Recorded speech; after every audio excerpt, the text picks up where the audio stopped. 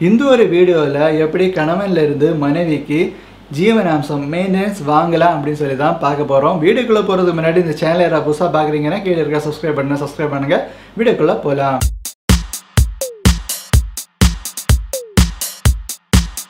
சாதாரணமாக நம்ம பார்க்குற நிலையில் பெரும்பாலான கேஸுகள் இந்த மெயின்டெனன்ஸ் ரிலேட்டட் கேஸுகளாகவே தான் இருக்கும். ஒரு ஃபேமிலி கோர்ட்டில் முதல்ல அவங்க ஃபைல் பண்ணுற கேஸு மெயின்டெனன்ஸ் வேண்டி தான் இருக்கும். அதுக்கு பிறகு தான் டைவர்ஸ் வேண்டியெல்லாம் கேஸ் ஃபைல் பண்ணுவாங்க. எல்லா பிரச்சனைக்கும் காரணம் பணம் தானே. அந்த பணம் இல்லாதனால தானே எல்லா ப்ராப்ளமும் வருது. அதனால பெரும்பாலான கேஸ்கள் இந்த மெயின்டெனன்ஸ் ரிலேட்டடான கேஸுகளாக தான் இருக்கும். இப்போ ஒரு பெண்ணுக்கு ஒரு மனைவிக்கு அவளுக்கு கணவனோட ஒரு வருமானம் இல்லாமல் வாழ முடியாது அப்படிங்கிற சொல்கிற இல்லை. அவன் ஒரு மெயின்டெனன்ஸ் ஒரு ஜீவனாம்சம் கோர்ட்டில் அப்ளை பண்ணுறான். ஒரு வக்கீல போய் பார்த்து அவளோட விஷயம் எல்லாம் சொல்லி செக்ஷன் 125 CRPC வழியாக ஒரு அப்ளிகேஷன் மூவ் பண்ணுறான். இப்படி மூவ் பண்ணுற நேரத்தில் கோர்ட்டு ஒரு நோட்டீஸ் அவளோட கணவருக்கு கொடுப்பாங்க. அந்த நோட்டீஸ் கிடைச்ச உடனேயே அந்த கணவர் கோர்ட்டில் ஆஜராகணும். கோர்ட்டில் ஆஜரான பிறகு இந்த ஒரு கேஸ் நடக்கும். கேஸ் நடந்து ஃபைனலாக ஒரு தொகை அந்த கோர்ட் தீர்மானிப்பாங்க. இந்த தொகையை நீ உன் மனைவிக்கு கொடுத்தாகணும் அப்படின்னு சொல்லிட்டு கோர்ட் ஒரு ஆர்டர் போடுவாங்க. அந்த ஒரு ஆர்டர் போட்டதுலேருந்து அந்த ஒரு தேதியிலேருந்து அந்த மனைவிக்கு அவன் அந்த பணத்தை கொடுத்தே ஆகணும். சரி, இந்த பணத்தை அந்த கணவன் கொடுக்கல. இந்த ஒரு சூழ்நிலையில அந்த மனைவி என்னெல்லாம் செய்யலாம்? சில டைம்ல எல்லாம் பாத்தீங்கன்னா இந்த நோட்டீஸ் கோர்ட் இஷ்யூ பண்ணாலும் இந்த நோட்டீஸ் கையில கிடைச்ச பிறகும் நிறைய பேர் கோர்ட்ல ஆஜராக மாட்டாங்க. இந்த ஒரு சூழ்நிலை எஸ்பார்ட்டி போடுவாங்க. எஸ்பார்ட்டி போட்ட பிறகும் திரும்ப அந்த அஃபிடவிட் எல்லாம் வாங்கி CMB எல்லாம் ஃபைல் பண்ணுவாங்க. அதே மாதிரி தான் இப்போ ஒரு 10,000 ரூபாய் மெயின்டெனன்ஸ் அப்படின்னு சொல்லிட்டு கொடுக்கணும் அப்படின்னு சொல்லிட்டு கோர்ட் ஆர்டர் போடுறாங்க. ஆனால் அவர் ஒரு 5,000 ரூபா இல்லைன்னா ஒரு 4,000 ரூபா அதுவும் ரெகுலராக கொடுக்கல, சில மாசங்களை கொடுக்காம இருக்கிறாரு. இந்த ஒரு சூழ்நிலையில அந்த மனைவிக்கு CMB அப்படி சொல்லி ஒன்று ஃபைல் பண்ணலாம். இது ஃபைல் பண்ணோன்னா என்ன ஆகும் அப்படின்னு பார்த்தீங்கன்னா, இது ஒரு கிரிமினல் கேஸ் அப்படின்னு சொல்ற ஒரு விஷயம் நீங்க தெரிஞ்சுக்கணும். கோர்ட்டுக்கு வேணா அந்த கணவர் அரெஸ்ட் பண்ணலாம். அரெஸ்ட் பண்றது மட்டும் இல்லாம அவருக்கு ஏதாவது ப்ராப்பர்ட்டி இருந்துச்சுன்னா அந்த ப்ராப்பர்ட்டியில வித்து அந்த ஒரு பணத்தை இந்த மனைவிக்கு மெயின்டெனன்ஸ் கொடுக்கலாம். இல்லைன்னா அவர் எங்கேயாவது வேலை பார்க்குறாரு அப்படின்னு ஒரு சூழ்நிலை அந்த வேலையில கிடைக்கிற அந்த சேலரியை அப்படியே அந்த மெயின்டெனன்ஸா அந்த மனைவி கொடுக்கறதுக்கு ஒரு உத்தரவு போடலாம். இது எல்லாமே கோர்ட்டோட ஒரு பவர்ல நடக்கிற ஒரு விஷயம். இந்த மெயின்டெனன்ஸ் கேஸ்ல ஜெயிக்கணும் அப்படின்னா ஒரு மனைவி அந்த ஒரு பெண் என்ன செய்யணும்? ஒரு 3 விஷயங்களை ப்ரூவ் பண்ணணும். முதல் விஷயம் என்ன அப்படின்னு பாத்தீங்கன்னா, எதனால அவர் மெயின்டெனன்ஸ் தரல, எதனால அவர் செலவு பணம் தராம இருக்காரு இப்படின்னு சொல்ல ஒரு கேள்வி வருது இல்ல. இந்த கேள்வி கோர்ட்டும் கேட்பாங்க. இதுக்குள்ள ஒரு பதில் உங்க கைவசம் இருக்கணும்.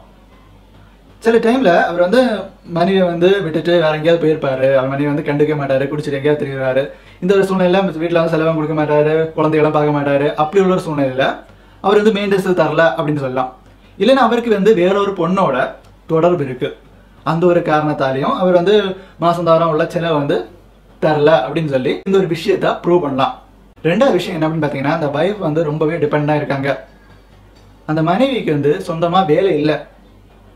அவ சொந்தமா ஒரு நல்ல ஒரு லைஃபை லீட் பண்ணா இந்த கணவனோட வருமானத்தால தான் முடியும். சில டைம்ல அவளுக்கு ஒரு சின்ன ஒரு வேலை இருக்கு. அந்த வேலையை வச்சு அவளால பெருசா ஒண்ணுமே செய்ய முடியாத ஒரு சூழ்நிலை அவ இருக்கிறா. அது மட்டும் இல்லாம அவர் கையில ஒரு குழந்தை இருக்கு. சரி, அவளுக்கு ஒரு நல்ல வேலை இருந்தா கூட அந்த குழந்தைய பார்க்கணும் அப்படின்னு சொல்ல ஒரு கடமை அந்த அப்பாவுக்கு இருக்கு. ஸோ அதை ஒரு காரணமா காட்டியும் இந்த மெயின்டெனன்ஸோட விஷயத்த ப்ரூவ் பண்ணலாம். மூணாவது விஷயம் என்ன அப்படின்னு பாத்தீங்கன்னா, நீங்க வேணா 5 லட்சம் கேட்கலாம், 10 லட்சம் கேட்கலாம், எவ்வளவு அமௌண்ட் வேணாலும் மெயின்டெனன்ஸ் கேட்கலாம். ஆனா அவரால் கொடுக்க முடியணும் இல்ல. அவரால் கொடுக்க முடிகிற அமௌண்ட்டை தான் கோர்ட் ஒரு டிசைட் பண்ணுவாங்க. மாசம் 20-25,000 சம்பளம் வாங்குற ஒருத்தரால 2 லட்சம் 3 லட்சம் மெயின்டெனன்ஸ் ஒண்ணுமே கொடுக்க முடியாது. அதனால கோர்ட் ஒரு ரீசனபிள் அமௌண்ட் தான் பிக்ஸ் பண்ணுவாங்க. நீங்க எவ்வளவு நேரம் கேட்கலாம். நீங்க எவ்வளவு கேட்டாலும் கோர்ட்டுக்கு இது ரீசனபிள் அப்படின்னு சொல்லி தோணுது.